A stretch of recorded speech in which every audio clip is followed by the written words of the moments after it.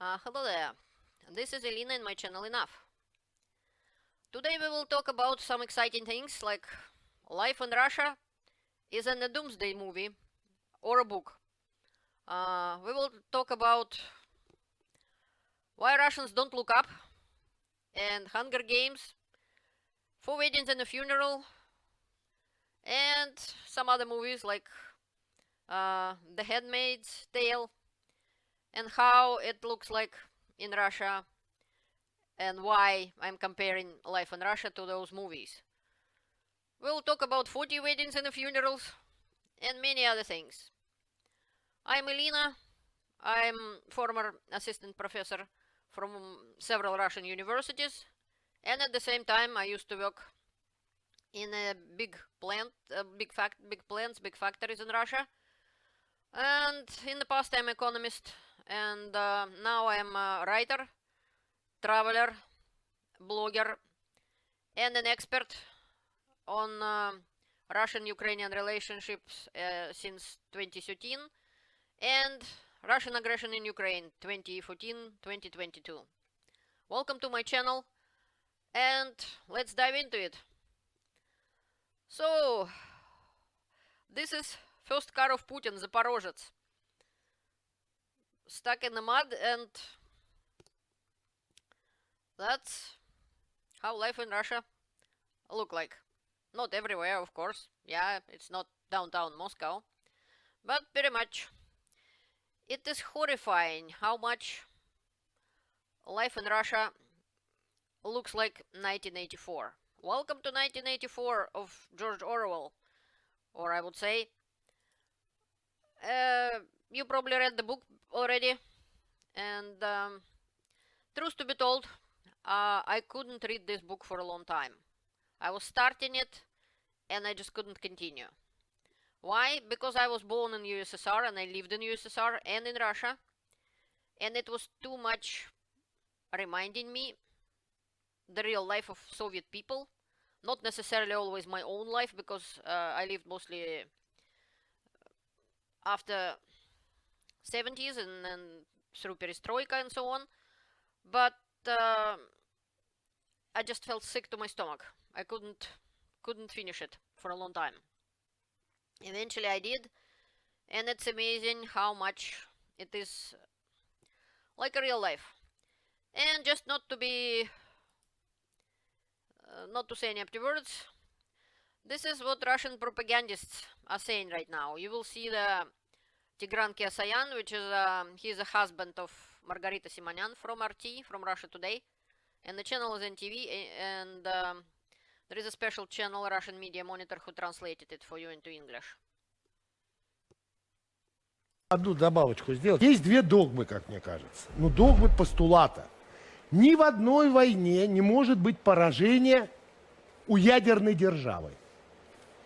Если у руководства ядерной державы хватит тестикул применить в тот самый конкретный момент ядерное оружие. Значит, это постулат.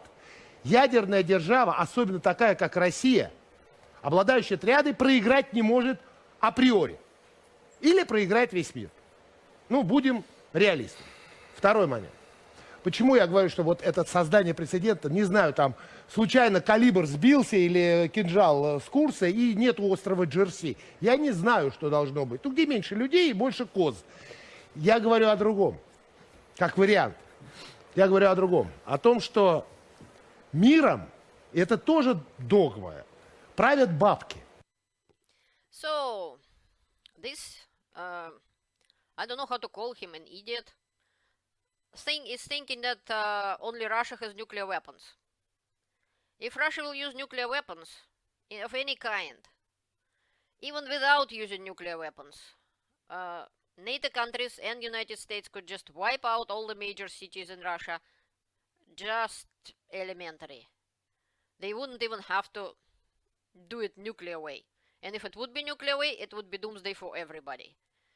And how stupid is that to say that, well, we're gonna nuke them, and some modern days propagandists in Russia saying, well, it takes 9 minutes to fly to United Kingdom, and we're gonna wipe them out. And even Sayan in this show saying about blowing up underwater English communications and stuff like that.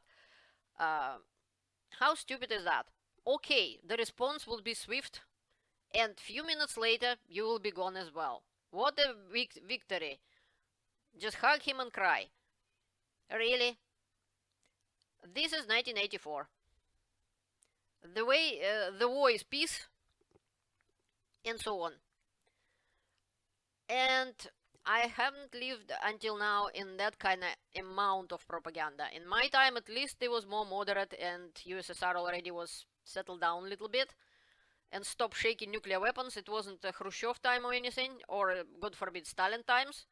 But now Stalin times are returning back to my country, Russia. And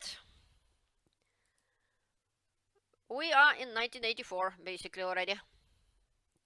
Now I want to talk about the movie we kind of watching recently with my family, The Handmaid's Tale. It's about basically apocalyptic society when humankind can't multiply and this and that, and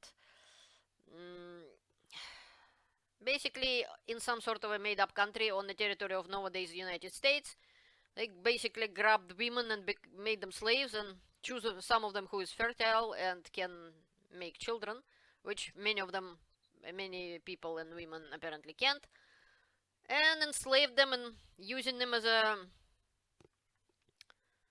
kind of broodmares and so on. Yet, because probably the movie made by the book written by Canadian author Margaret Atwood, Canada is a free country at the time, so the dream of these people is run to Canada, and I understand them. Yeah, Canada is, as Margaret Atwood says, it's a great country. I agree, but nevertheless, the horrifying stories what happening in the movie, and one of the women basically get how you call it, woman's circumcision, something like that, horrible procedure and stuff like that. And many people watching and thinking, wow, it's horrifying, and people sometimes like to be horrified while watching the movies, and they think, no, that's not, of course, that's not happening in real life. Oh, really? That is... Welcome to Russia, then. These four sisters ran away from Dagestan. And their names are Patimat, two women with the same name, Patimat, and this lady Patimat, Khadijat, and Aminat. Out of four of them, only Aminat has a high education, happened to have, in modern day Russia, in the little Republic of Dagestan, where Putin right now doing genocide by drafting all their men in the army, and they get killed, and they getting killed still right now. But there are lots of Muslims in there, and these women went through torture by their own families. They were basically circumcised, or kind of like woman castration or something like that. The horrid operation, and luckily all four of them managed to escape into Georgia. And we will watch just a little piece of the video made by TV Rain, and there is a group saying human rights and women rights defenders, it's called Women Above, Women on Top, something like that. So this is what this girl has to say. They not only was tortured, beaten up by their families, they were deprived of rights. All of them are legal age in Russia, yet they were detained on the border with Georgia, and for over 10 hours. Luckily, they had on their side some human rights activists who sent a woman lawyer, because the authorities wasn't allow them to enter Georgia. They were saying, we will wait until your relatives will show up, because we just need to find out if is it legal for you to leave the country. They all All the women are legal age, and they have full rights to leave the country whenever they please. Except in Dagestan, apparently, because in Dagestan they are nobody. They are property of their families and their husbands. All their life is just a broodmare, get married and make children. And if you don't, we're gonna torture you, beat you up, and make you obey. Well, the Handmaid's Tale. Свататься приходили вначале, но им просто отказали. They are talking about that they were forced to get married. They didn't get married, but they were forced to get married. And this lady saying that people came to propose to them, men came to propose to them, but the family didn't like them. Потому что им он не понравился. А когда вот пришел двоюродный брат свататься, тогда они согласились, ну, потому что они его знали. Причем она отказывалась. Да, и считали его лучшим для меня. And her parents refused some candidates until her first cousin came to propose to her. And her parents agreed. They said it's okay to marry your first cousin. Even she wasn't agreed, but they said it's fine, it's okay. Вариантом, поэтому выбрали его. Да, и когда она сказала, что он мой двоюродный брат, они сказали, это не повод, скажи что-нибудь другое. Найди другое.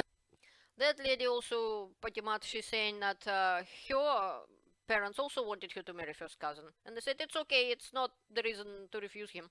Типа, подумай, что тебе в нем не нравится. Я говорю, типа... Think about what do you like about him, what you don't like about him. I said, well, he's my first cousin. Я не хочу замуж за двоюродного брата, и мне начали I don't want to marry my first cousin. And the parents... доказывать, что у меня не будет никаких детей даунов, потому что такого не бывает. Мне отец начал перечислять родственников, которые там двоюродные братья и сестры поженились. И такой говорит, видишь, у них нет там даунов никаких, все. They said you're not gonna have Down syndrome children, you don't gonna have children with the basically not good children just because you married your first cousin. Look, we have relatives who already done it before and they're fine.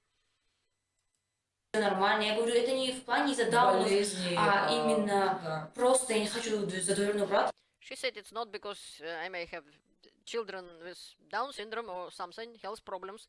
I just don't want to marry my first cousin. Замуж. Типа, они все равно согласились. Они не спрашивали меня. Они... But they agreed that I'm gonna marry him. They didn't even ask my opinion about that. Нас просто сказали, я сказала нет, а дальше они сами дали согласие, и все. У меня мама... So her parents agreed. And this lady saying that... И отец двоюродный брат и сестра. Поэтому, ну, я, конечно, не родилась, как они говорят, Дауном, но все равно как неприятное осознавание. Скажите, пожалуйста. She's saying that her parents are also first cousins. And she said, I'm turned out to be okay, but still it's unpleasant for me to be that way. А как вы скооперировались? Вот как вы поняли, что то, что происходит, это ужасно, что вам нужно фиксировать побои? Я так понимаю, что...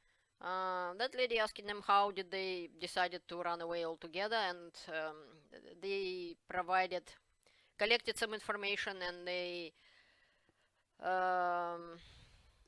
decided that they're gonna make the people should they have to write down and film the times when they were beaten up and stuff like that and damaged and so on. And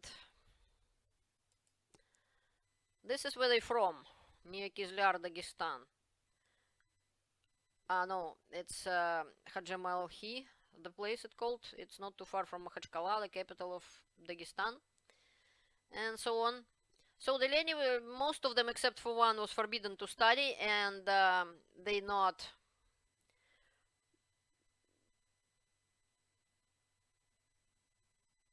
they wasn't allowed to study, and they were saying that they should marry who their parents told them to.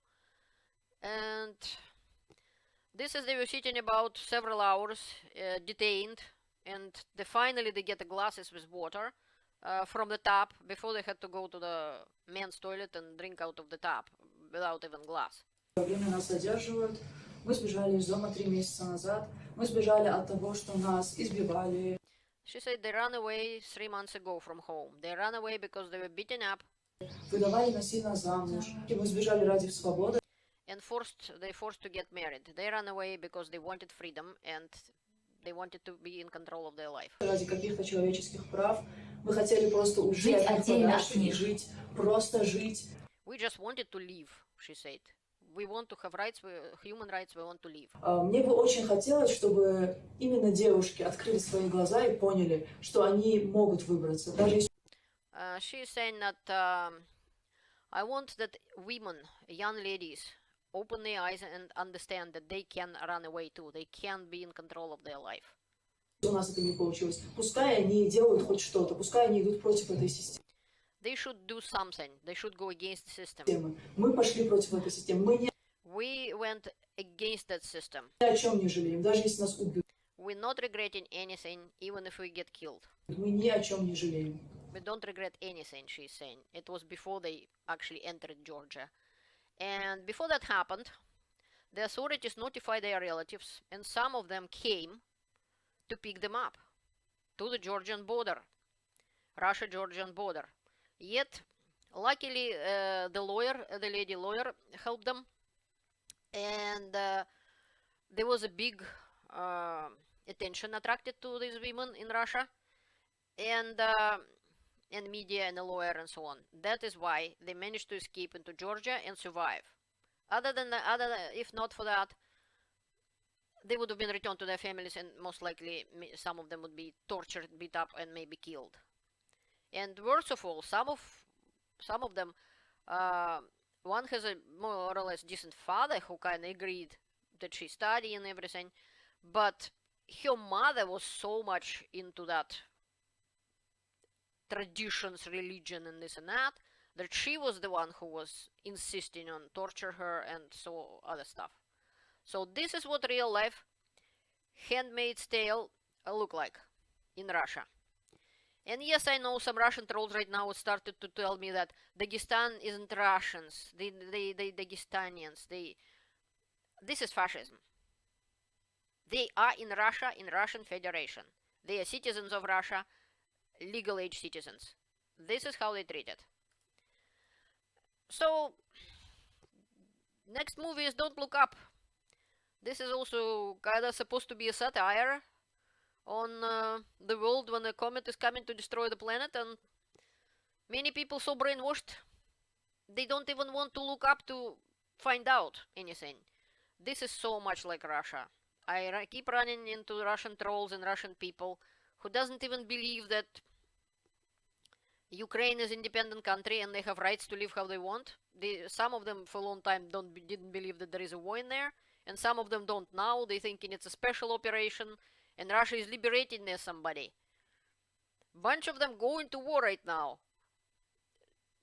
to liberate somebody. They are not bad people. Many of them, they just don't look up. They just thinking that they're going to free someone, and for that they're ready to die. Leave their 3 children, as we could see in the next video of one man, and so on. They just don't look up. Russians now had a sad joke about it when father and son going to the front, both of them.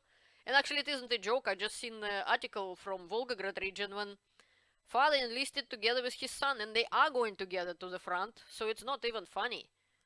Those two people, father and his grown-up son, together going to the front. But in this case, father knows why they're going. At least what he thinks he knows. Because they think they're supposed to go defend their country in somebody else's country, who Russia attacked. So in the joke, son is asking father when they're going to the front, said, "Father, why do we go into the front? What are we gonna do there? Who are we gonna fight?" And the father say, "Well, son, I don't know. I'm not interested in politics." So that it's not even funny. This joke just happening in real life. And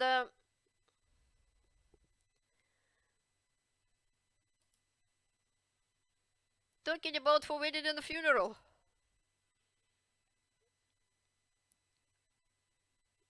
There was a movie, and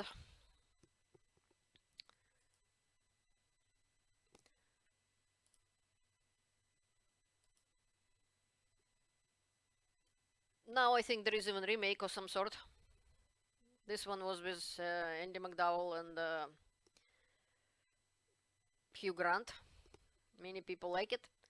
So Russia went on a big scale. In Russia everything is bigger.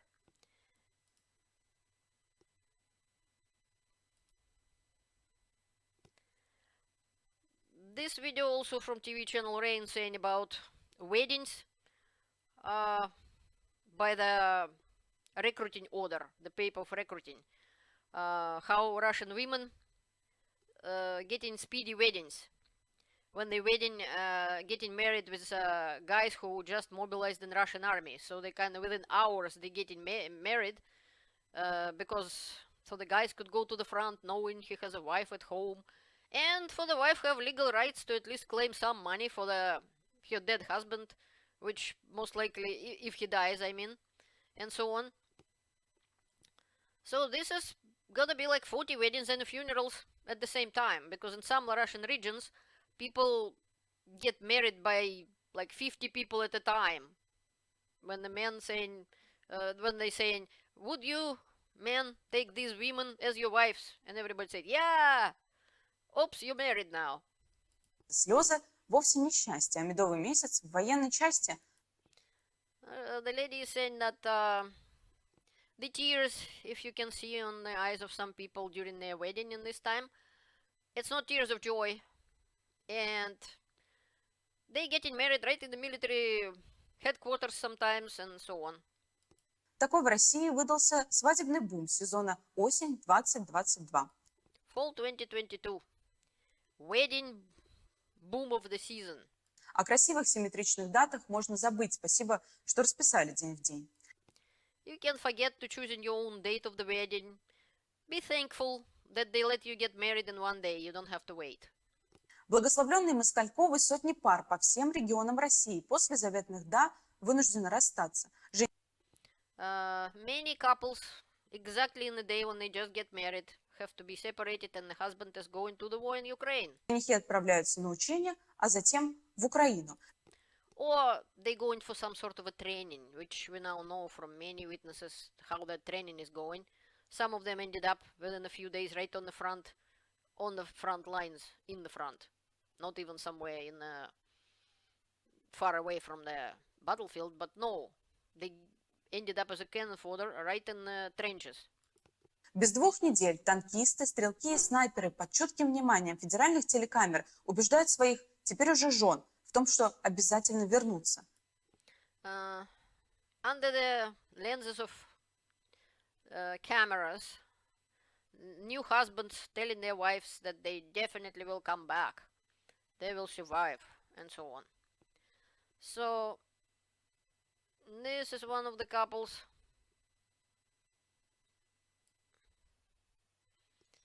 Young fellow, one of those has 3 children, but he's thinking it's a good idea to go to war because he can protect somebody.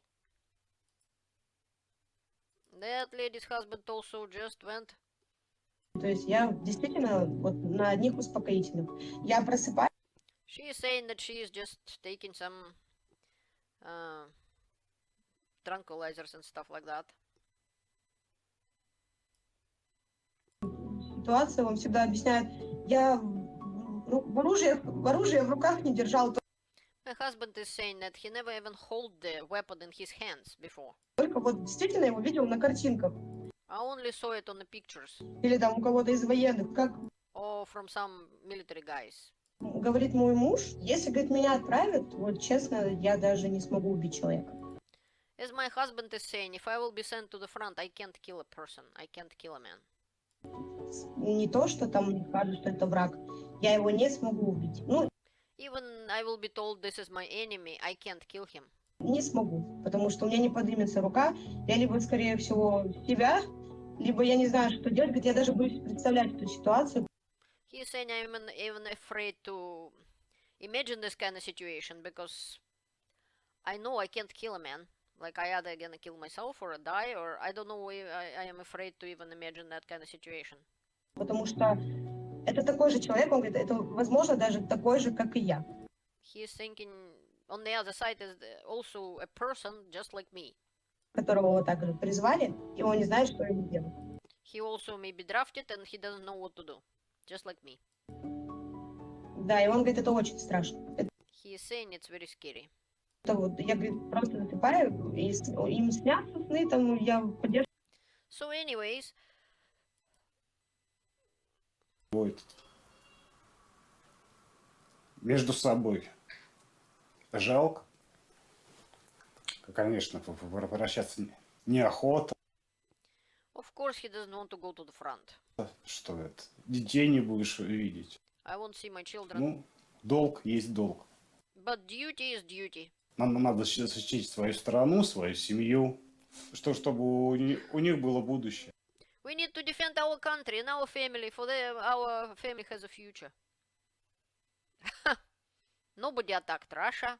There is no war on Russian territory at all. Putin attacked Ukraine with his aggressive war, and this poor young man is thinking it's a good idea to go defend his family for some reason by dying in Ukraine. With absolutely no reason whatsoever. Welcome to 1984, and don't look up. This is a real life stories of real life people. A good people in general. Like, I feel sorry for the guy and for his family. But I even more feel sorry for Ukrainians who this guy is going to kill. Just because he told to do so. And he doesn't want to look up and find out why he even supposed to go to Ukraine. Why he's supposed to kill these people. Why is that? This is called brainwashing. These people were brainwashed from childhood. Their parents were brainwashed from childhood. I was brainwashed from childhood. And I remember my time, even when I came to Canada 18 years ago, and I find out that Canadians live not how I was told. That Canadians are nice people, who is friendly, who did not look at me like I was their enemy, who has no issues with Russia or USSR or anything, who told me, welcome to Canada, and there was no question about that you are our enemy or you are our competitor or anything. No. But I was lied to, and I learned a lot since I came to Canada and find out. I travel the world. I have readers and subscribers in over 30 countries in the world, all over Russia, all over Ukraine, and I get all information from many people. I did not know how much we were lied to, how much our history was completely made up, fabricated, falsified in USSR and in Russia until Russian war in Ukraine started in 2014, when Putin invaded Ukraine. First, kind of pretending that it's not Russian army, pretending that it's some unknown troops without insignia, and so on, which turn out to be FSB officers like Girkin, Strelkov, acting FSB officers, and bandits who came from Russia to Ukraine, who started that war under Putin's orders, who annexed Crimea illegally and did a whole bunch of things. And I saw it myself. I was watching hours and hours of private videos and so on, trying to find out and talking to people and finding out how exactly it all happened. And I realized that this is how it was done to us in USSR. This is how they lied to us. All the difference between me and this nice family is that I live in Canada, I live in free country, and I can get information, any information from anywhere. And they can't sometimes, and sometimes they can, but just don't think about looking for that information because they think they already know what's happening, because they were told, because they have been brainwashed every single day. That is why I feel sorry for them, and I can understand somewhat them, but I cannot understand for the life of me citizens of free countries like United States who still believe in garbage and didn't even bother to look up. That is outright disgusting. I really angry with trolls about that. Some of them Russian trolls who pretend to be Americans, but some of them are real Americans and real people from Europe who is so brainwashed that they're not much better than these guys. But at least these guys had an excuse. What's excuse of the people from other countries? And as talking about Hunger Games, I was saying that we could see, you all remember Hunger Games, I presume? Exactly the same thing happened to Russia. People who went to war in Ukraine in February and the first people who were mobilized, they wasn't from Moscow. Majority of them wasn't from Moscow or St. Petersburg, because Putin learned a lesson when he fought a war in Chechnya for over a decade. If you get people killed from big cities like capital of Russia, Moscow, they gonna revolt. And there are many of them. There are millions of people live in Moscow and St. Petersburg. But if you take people from some sort of a little republic in Russia, like Buryatia or Dagestan, where those four ladies we seen today were from, or Yakutia, somewhere in Siberia, from small towns, nobody would notice the message. Nobody would care to defend them. And even if they do, well, who cares that some village of 50 people is complaining? They're too far from Moscow, nobody knows about it. You just send the police and you deal with them, beat them up a few times and scare them, and nothing gonna happen. Because they live like this. And they don't even have hot water or warm toilet inside their house. They have to go in outhouse in minus 40 degrees weather. I mean Celsius. Sorry, Americans, I don't know Fahrenheit very well. And this is life in Russia and real Hunger Games. When people from poor families going to die in the war, because for them, the money they promised, which many of them don't even get, even right now complaining, newly mobilized people complaining that they don't get money they promised, not even close to it. Well, they don't have too much choices. Especially they pressured, they afraid, they saying, oh, you're going to jail otherwise, and their mothers brainwashed who saying, oh yeah son, you have to go defend Ukraine. Meanwhile, this is their life.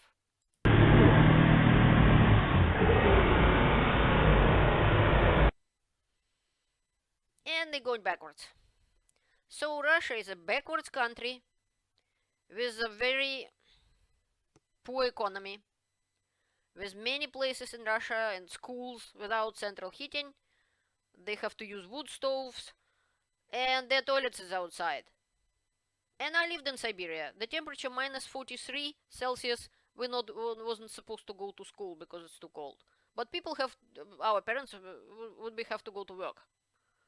But if it's below minus 43 Celsius, we're still going to school.